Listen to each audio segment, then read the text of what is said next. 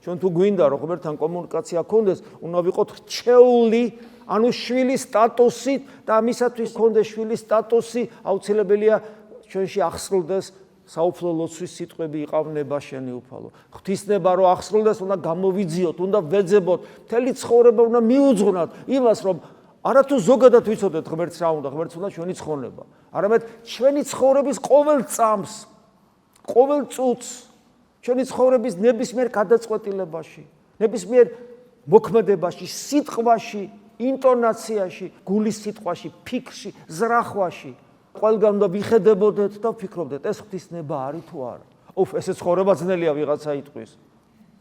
არ არის ძნელი. იმიტომ რომ თუ ჩვენ გვიყვარს უფალი და შევიყვარებთ უფალს, ის რომ საყვარელი ადამიანის ნება აღასრულო, ეს ძნელი არ არის. ხოლო ძნელი აღასრულო იმის ნება, ვინც არ გიყვარს. ამიტომაც მთელი ყველაფერი ეს უფლისად მიერთგულება ეკლესიაში ხორციელდება, იმიტომ რომ ჩვენ შევიყვაროთ უფალი, რომელიც ჩვენთვის მოკვდა. ეს ლოგიკურიც არის, ჩვენთვის მოკვდა. გესმის და ღირსი არ არის რომ გვიყვარდეს. აქედან გამომდინარე, თუ ჩვენ შევიყვარებთ ქრისტეს, არაფერი ძნელი აღარ იქნება მერე.